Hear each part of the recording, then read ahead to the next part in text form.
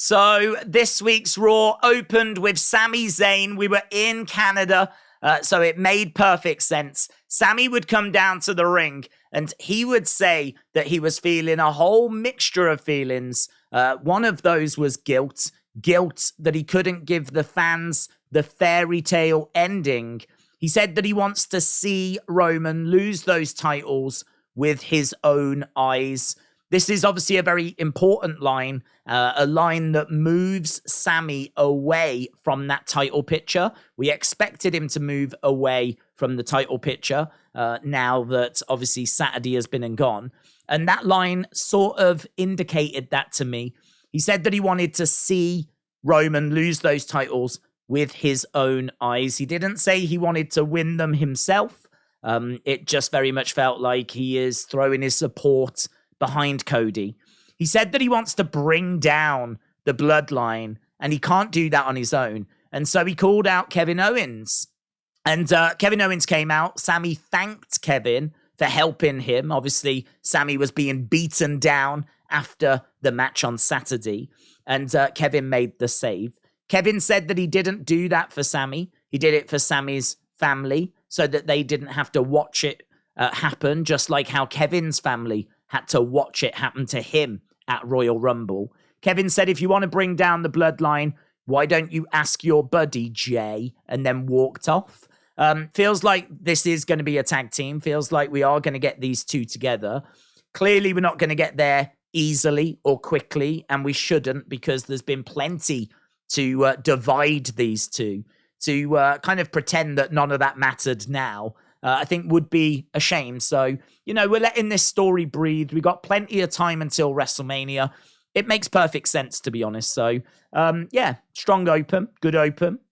Then, so Kevin had walked away. Then we got Baron Corbin. He came out. He laid out Sami. This led to a good promo from Corbin saying he'd let Canada down, etc. It led to a match, and Sami picked up the win. First half an hour, then all Sami Zayn.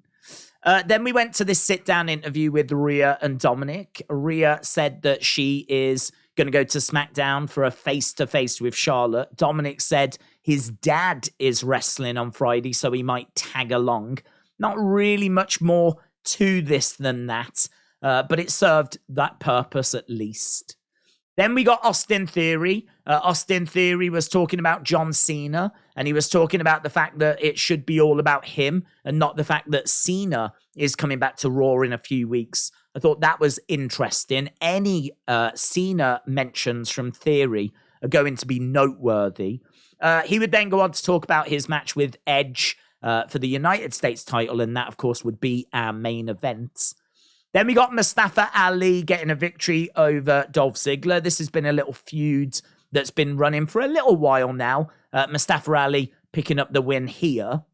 Then we got Miz getting an envelope that he said had his biggest dreams coming true inside. It was big news. We're going to find out what it is next week. Big shout out to Serious Gaming, who thinks this could be The Miz becoming host of WrestleMania. And I really like that because I think it makes a lot of sense. WrestleMania is in Hollywood. Miz is all about Hollywood. Him being host would give him something big to do. I like it. Yeah, I can see it being that, to be honest. I thought it was a really good shout. This was interesting as well. We got an MVP promo. A challenge has been issued to Brock.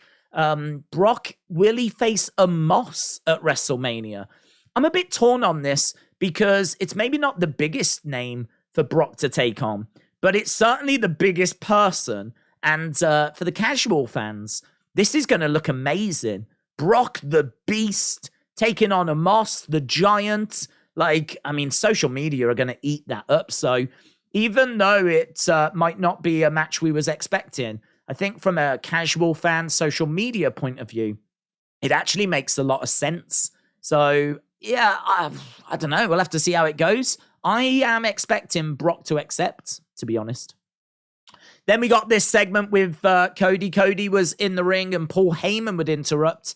Paul Heyman, of course, with a neck brace on, his injuries from Elimination Chamber. He would basically say to Cody, you're not going to beat Roman. And even if you do, you don't have a wise man. So are you ready for all of the commitments that come with being champion? And also, whilst you're away, you know, I don't want to be as crass as to make out that Roman will, you know, keep your wife warm.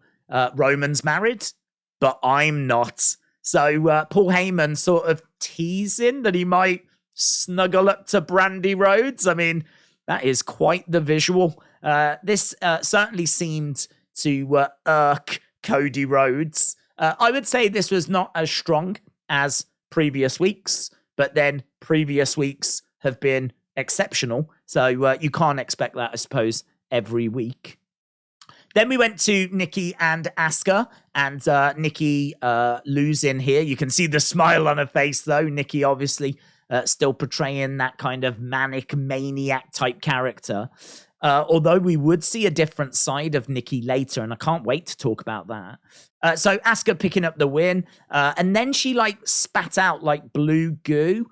I don't know what we're doing here. I mean, Asuka is being presented as being unhinged now since she came back. She was laughing her head off at this. Obviously something for Bianca to think about.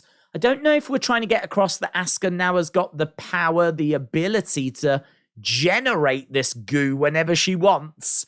If so, I've got to think that's probably going to feature at some point. The mist, you know, I'd imagine that'll play a part in their match if this is the story we're trying to tell. Backstage, Seth would say that he wants to find Logan. He wants to hurt Logan. Makes sense, obviously, after what Logan did to him at Elimination Chamber. He said beating up The Miz tonight would be a good surrogate. And that's exactly what happened. We got the match between them. Seth would win. He would win by ref stoppage. The ref didn't want Seth to keep delivering curb stomps. Seth did anyway. I did wonder if the ref might DQ him. He didn't. He just awarded him the win. So, yeah, Seth picking up the victory and sending a message to Logan Paul. Then we got Ding Dong Hello, and this was with Damage Control. Obviously, this was them bragging about being champions, tag champs for a while. We would get Lita and Becky come down. Now, I've done a separate video on this. I don't know where this is going. I don't know if we are going to get a tag match for the tag titles. I don't know if WrestleMania is going to be a 6-woman tag match and maybe Bayley and Trish are going to be involved.